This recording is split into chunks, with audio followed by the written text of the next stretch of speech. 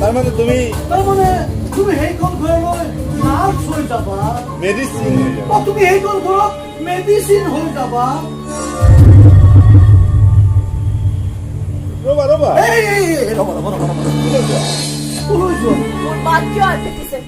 মোৰ ল'ৰা পাগল নহয়, উন্মাদৰ দৰে ঘৰ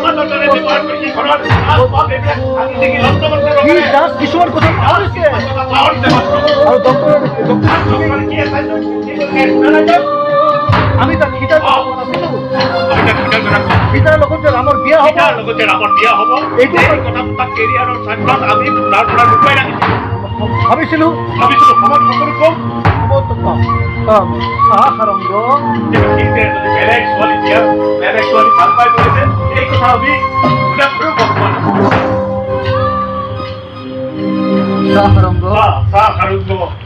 তোক মই কথা দিছো সীতাক আমি কেতিয়াও বিপদত পৰিবলৈ নিদিওঁ। আমি আমাৰ নিজৰ ছোৱালীৰ দৰে মৰম কৰি ৰাখিম। মোৰ বিশ্বাস কৰ বিয়াখন হৈ গ'লে কাষত সীতা থাকিলে সি অতি সোনকালে সুস্থ হৈ উঠিব। তই কি ভাবিছ? জন্মৰ পিছতে সীতা প্ৰায় 3 মাহ মোৰ লগত আছিল আৰু কিছুদিন মই ৰখাৰ কথা কিন্তু আপুনি বিশ্বাসে আয়ে পোৱাৰ বাবে তাইক লৈ গৈছিল। মোৰ সদায় মোৰ এইখিনি তোৰ মনতাক মই কি বুলি ভাবিম বন্ধু? ছোৱালীজনীক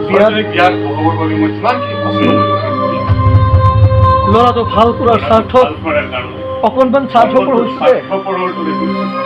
মোক ভুল নুবুজিবি। তহঁতৰ ঋণ পৰিশোধ কৰাৰ বাবে শেষ বিন্দুলৈ চেষ্টা কৰিম। তোক কথা দিছো, মোৰ বিশ্বাস আছে সীতাই তোৰ কথা নেপেলায়।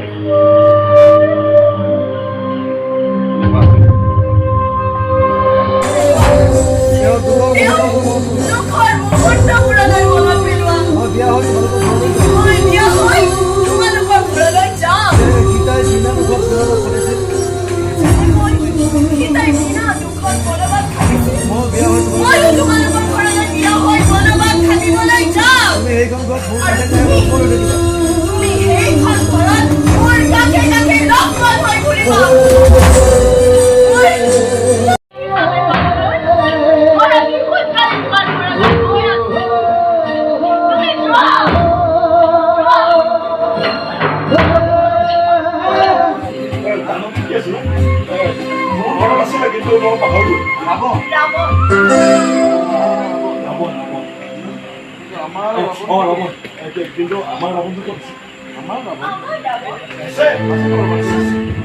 আছে আহিব আৰু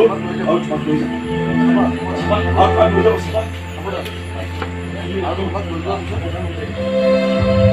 আকৌ তোমাক লৈ যোৱাৰ পিছত তাক মই মাৰিব লাগিব।